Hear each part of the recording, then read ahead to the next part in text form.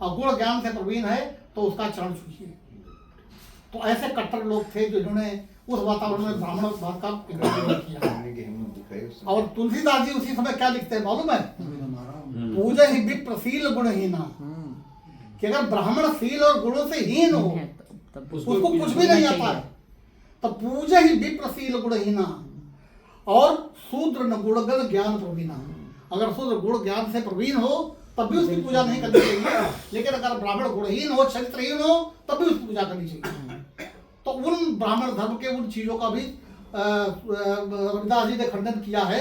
ये कह करके रविदास ने ब्राह्मण पूजिए जो होए गुणहीन, पूरे पूजे चरण चंडाल के गुण गण ज्ञान प्रवीण। तो ये है आलोचना का विषय। बाकी तो आपने बताया ही, जात जात में जात है जो केरल में बात नहीं करता। एक बात और उन्होंने लिखा है, तुलसीदास जी ने कहा है, आप सब जानते हैं, जे बरगांदन तेल कुम्हारा सोपच किरा ढोल गवार शूद्र पर सुधारी, ये सब ताड़न के अधिकारी। इसका खंडन करते हुए सूरदास जी ने का मथुरा का द्वारिका का काशी हरिद्वार, का मथुरा का द्वारिका का काशी हरिद्वार, रैदास खोज दिल अपना जह मिलिया दिलदार। अपने दिल में झांको, अपने अंदर झांक के देखो जो ज्योति जल रही है। अगर तुमने उस ज्योति को प्राप्त कर लिया अंदर की, तो काशी मथुरा और द्वारिका को पूजने से क्या फायदा? कबीरदास जी ने भी कहा है कि पाथर पूजे हर मिली तो मैं पूजूं पहाड़। ठीक है, घर की चक्की कोई न पूजे जाता पीसा खाए। तो ये सब चीजें हमारे इन लोगों ने कहा है और इन बातों को उल्लेख किया है। बाकी तो एक कर्नल साहब ने सुना ही दिया, सब लोगों ने बता ही दिया है जो 2000 से। तो मैं यही कहना चाहता था कि इन सब के बावजूद भी, उन परिस्थितियों में भी, जब अकेला व्यक्ति, 3 लोग मिलकर के पूरे ब्राह्मणवाद से टक्कर ले रहे थे, पूरे समाज से टक्कर ले रहे थे, जब जातिवाद अपनी चरण सीमा पर था और खुल करके जातिवाद अपनी जात का नाम लेकर के कविताओं में देश चला गया। एक शब्द आता है सूरदास जी की, सूरदास का नाम आता है, संत रविदास जी की रचनाओं में बेगमपुरा। ये बेगमपुरा है क्या चीज? बेगमपुरा क्या चीज है? अरे वाह वाह वाह, आप बैठो बैठो बैठो। हाँ आइए और भी आ रहे हैं क्या? हाँ बाबा, स्वागत है आपका। बैठो आओ ना, उधर ये कुर्सी जो लेना चाहे ले लेना, आप उधर बैठ जाओ। हाँ बैठो। लेकिन ये बता सकता है कोई कि बेगमपुरा है क्या चीज? जहाँ कोई गम ना हो, जहाँ कोई गम ना हो। हाँ, बेगम का मतलब है कि ऐसा नगर, ऐसा आध्यात्मिक नगर जहाँ किसी प्रकार का गम न हो, जहाँ किसी प्रकार का दुख और सुख न हो, जहाँ जात पात की चिंताएं न हो, जहाँ मनोजता और मनुष्यता की बात की जाती हो, वो है बेगमपुरा। मुझे सन 64 में एक फिल्म आई थी, कर्नल साहब भी था, याद करते होंगे उसको, दूर गगन की छाव में, आ लेके चले, आ लेके चले तुझे, आ लेके चले तुझे, आ लेके चले कहीं और चले, कहीं दूर गगन के तले हैं, जहाँ गम ही न हो, आंसू भी न हो और प्यार ही प्यार। तो वो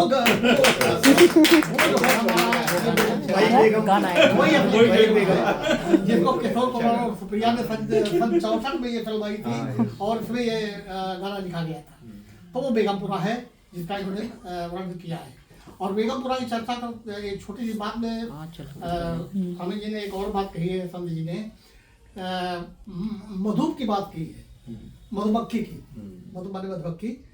आप देखेंगे 2 मक्खी होती है, एक तो होती है जो जाला होती है मकड़ी, एक मकड़ी होती है और एक मधुमक्खी होती है। मकड़ी जो है वो जाला इतना सुंदर बुनती है किसी कोने में कि वो अपनी कला का इतना अच्छा प्रदर्शन करती है कि लगता है कि इससे बड़ा कलाकार कोई है ही नहीं। और मधुमक्खी भी अपने छत्ते का इतना बढ़िया प्रदर्शन करती है कि लगता है कि वो छत्ता ही इससे सुंदर कोई नहीं है। ठीक है, लेकिन मधुमक्खी जो है फूलों से कैसे कैसे किन प्रक्रियाओं द्वारा रस निकाल करके इकट्ठा करके और रखती है और लोगों को मधु का वितरण करती है, शहद का वितरण करती है, मिठास का वितरण करती है। और मक्खी क्या करती है, मकड़ी वो जो जाल बुनती है उस जाल में देखती है कि कब कोई जीव फंसे और खा ले। वही ब्राह्मणवाद है। वो ब्राह्मणों की हाल थी और ये मकड़ जाल ब्राह्मणवाद। ब्राह्मणवाद। तो उस चीज का भी उन्होंने कितना सुंदर ढंग से वर्णन किया है। वो बेगमपुरा की थ्योरी है। तो मैं इन्हीं शब्दों के साथ संत जी महाराज के चरणों में नमन करते हुए उनके प्रति बड़ी श्रद्धा सुमन अर्पित करता हूँ।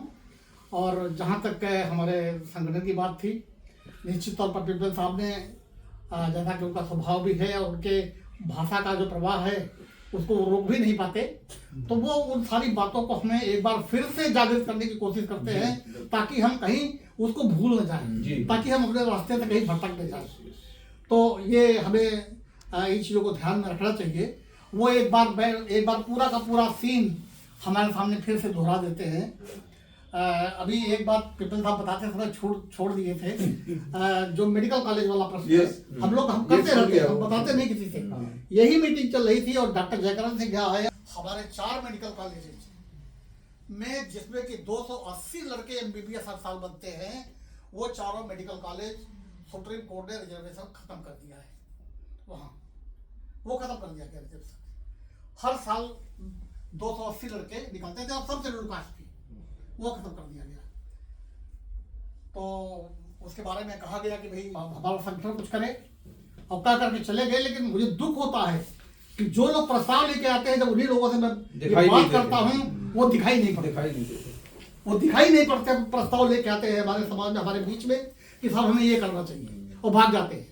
और कुछ लोग पे बैक टू सोसाइटी की बात करते हैं, लेकिन पे बैक के सोसाइटी में अपनी रोजी रोटी ढूंढते हैं हम लोगों के बीच में। इससे बड़ी दुखद बातों कुछ भी पे नहीं करते। वो पे बैक सोसाइटी के नाम पर शोषण चाहते हैं। वो चाहते हैं कि हमें फीस मिले और हम इनका करें।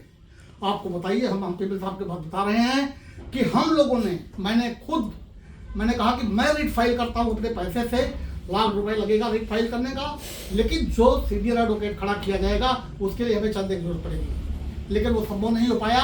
फिर भी हमने रिट फाइल किया अकेले, और फिर भी सोसाइटी के लिए लड़े। नोटिस जारी हो गई है, उसका आगे क्या हाथ होगा ये आपके